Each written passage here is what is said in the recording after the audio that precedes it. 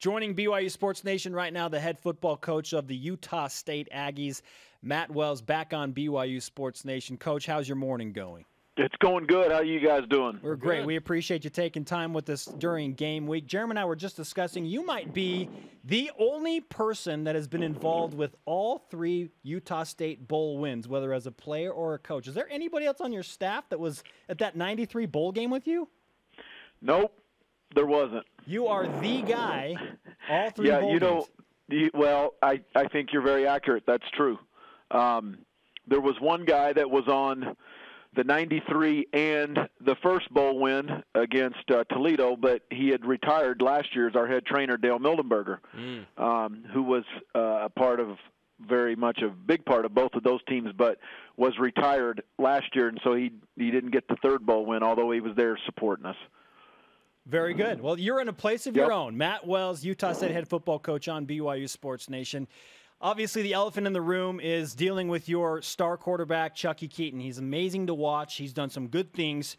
Will he play against BYU on Friday? You guys really want me to answer that right now? Just live on BYU Sports Nation. Coach. Nyborg is probably sitting right by you. You know, or either that or he's got it going live in his office right now. You better believe he does. Yeah, that's my man. He's a good guy and does a great job. Love that kid. So what was the answer again? I answered your question with an answer. Yeah, come on now. Yes, you did. We just want to confirm too, Coach. There were no BYU players in any medical staff meetings this week. Not that I saw, especially Big D linemen. No. Okay. Whose brothers used to play for Utah State? Okay, just wanted to check. We're talking Utah State and BYU with the head football coach of Utah State, Matt Wells.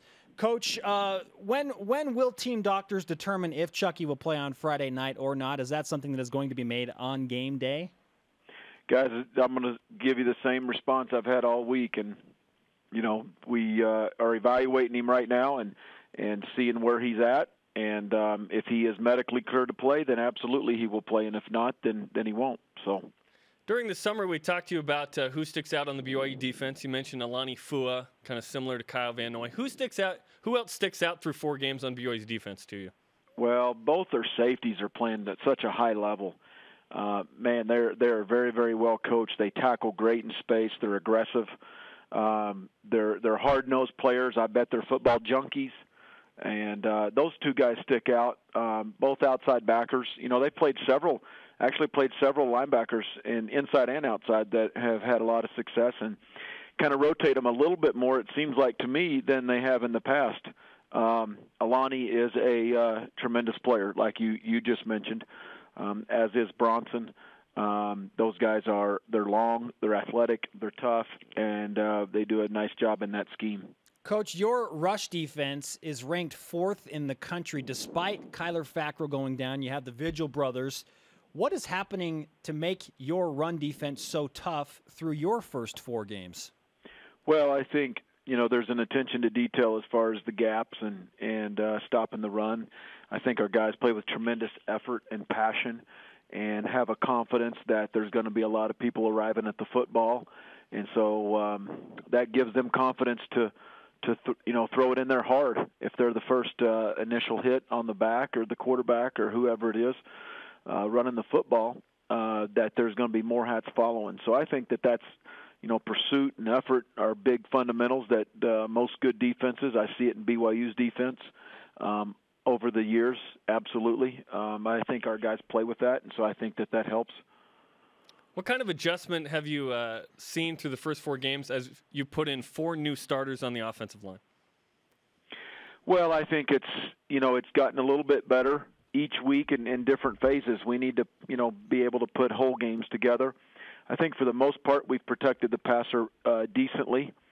There's been other games, some games we've run blocked a little bit better and been targeted better and played with better fundamentals. So we need to put it all together a little bit more consistent. The thing that has been very consistent, which I'm proud of, is these guys, their care factor, their want to is extremely high. They want to be good. There are 4 new starters there. Kevin Wempe's done a great job of leading them, and he's been a very consistent player up there.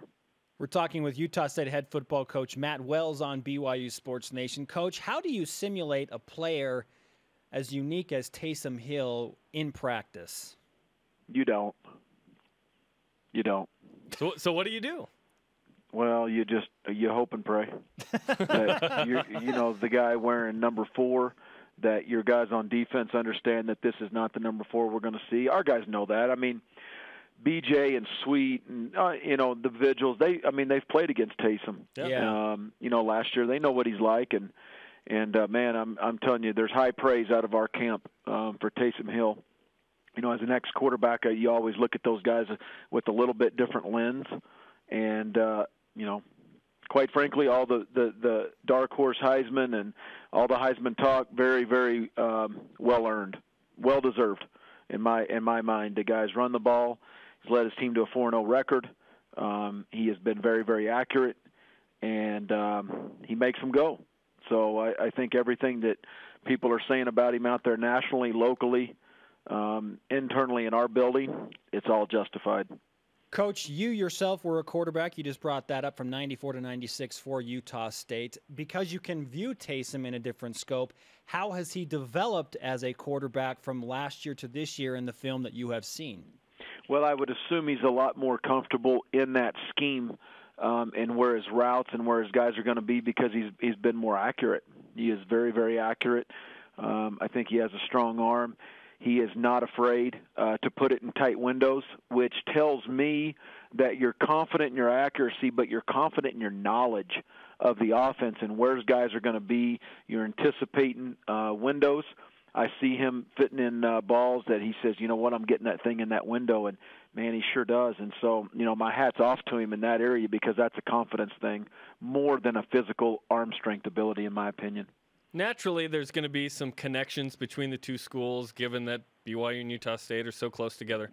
You mentioned Zach Nyborg, who used to be the director of football operations up there, now here. Fahu Tahi on the staff, on Mark Weber, the former offensive line. What is this week like with former guys with BYU connections on your staff as you prepare for the Cougars? Well, it's an in-state rivalry, especially for us.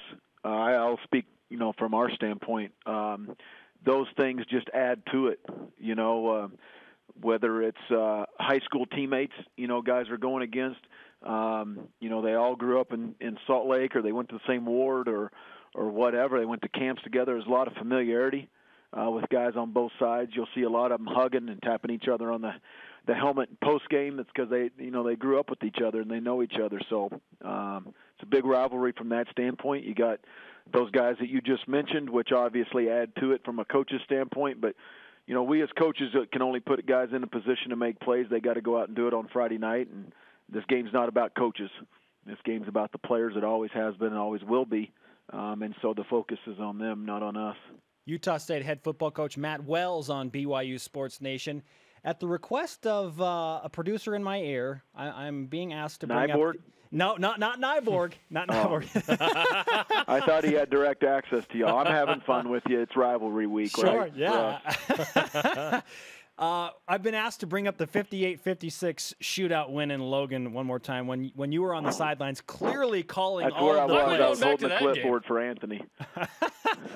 With Anthony Calvillo, yeah. Yep. Good. Y'all know who that is. We do. Canadian Football League represent. He does. He does. Tremendous career. Hey, Matt, we appreciate the time that you've taken with us, and we'll see you on Friday night in Provo. Okay, guys. Appreciate you having me on. Have a great day.